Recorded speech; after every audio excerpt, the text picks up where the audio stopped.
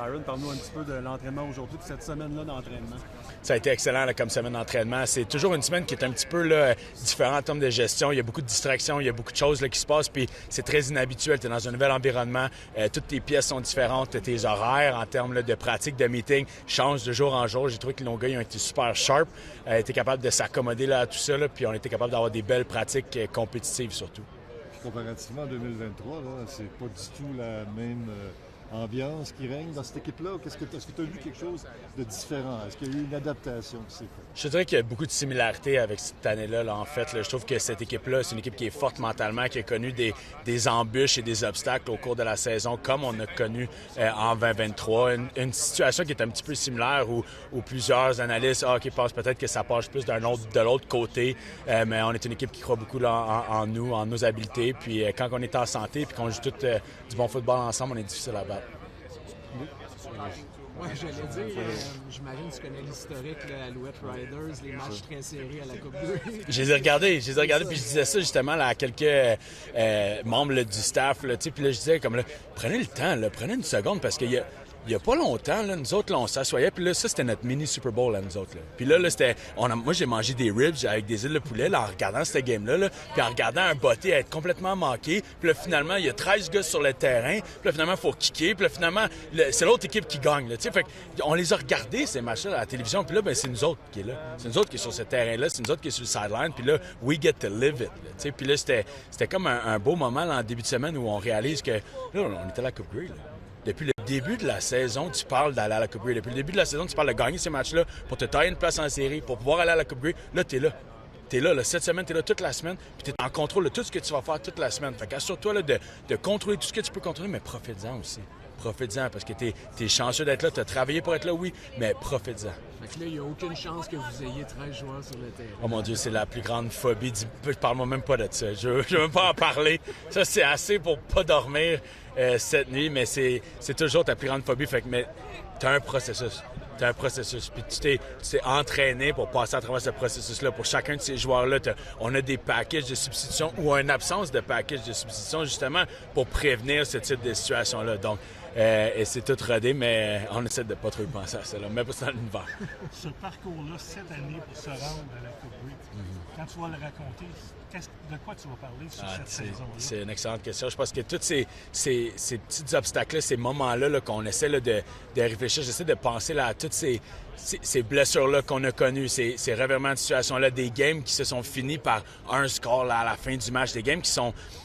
Ça peut te dérailler une saison, une game comme ça, puis on en a connu 2, peut-être même 3 games comme ça, des games, des défaites crève-cœur, où tu as tout fait ce que tu pouvais faire pour la gagner, cette game-là, puis tu l'as juste échappé là, à la dernière seconde.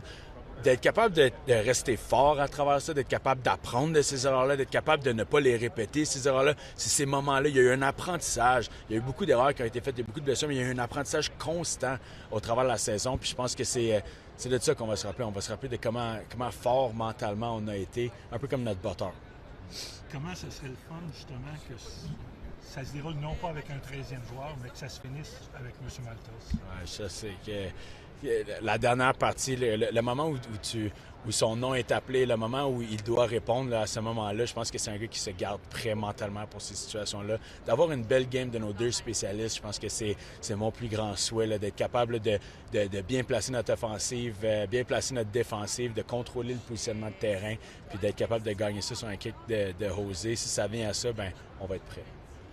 Je vais t'amener ailleurs totalement. Ce matin, le commissaire a pris la parole. Il a parlé d'expansion. S'il y a une 10e équipe, elle serait canadienne. Il a parlé de l'Atlantique, puis par lui-même, il est arrivé à Québec, disant qu'il explorait tous les marchés avec les gens locaux. Tu as vécu ça, toi, par là, du football universitaire québécois. Comment tu pourrais percevoir que si jamais ça se matérialisait, à quoi ça pourrait ressembler? C'est une super belle ville de football. C'est une super belle ville, point, mais c'est une super belle ville de football. La culture de football à Québec, j'allais dire à Laval parce que c'est l'équipe là, qui est là-bas, mais la culture du football là, à Québec est extraordinaire. Le nombre de cégeps, le nombre d'équipes secondaires qui jouent, qui sont dominants aussi. Là, je connais beaucoup de coachs qui coachent au niveau secondaire, puis il y a du très, très beau et bon football. Donc, ça serait une belle place. C'est sûr que le plus qu'il y a d'équipes là, au Québec, tu es content quand tu viens du Québec, mais c'est intéressant. J'avais pas j'avais pas suivi là, cette conférence de presse-là. Donc, c'est sûr que c'est it's a good thought to have. Ouais.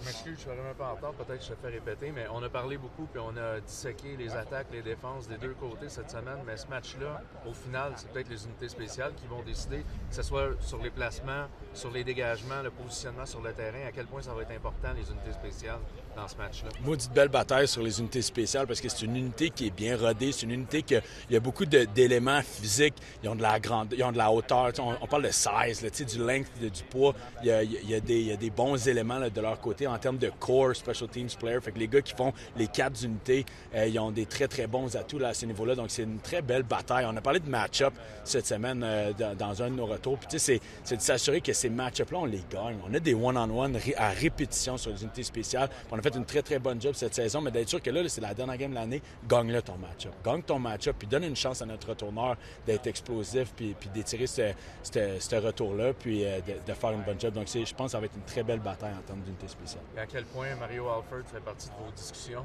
Ah, il faut, parce que c'est un retourneur qui est rapide, c'est un retourneur qu'on connaît très bien, qui est capable de, s'il y a une brèche en termes de couverture, qui est capable d'être explosif, mais c'est notre job de flatten ça, de prévenir ça, d'être capable de le mettre dans une boîte, puis de contrôler l'espace auquel il y a accès. Puis une fois que tu fais ça, une fois que tu contrôles l'espace sur les unités spéciales, tu es en bonne position.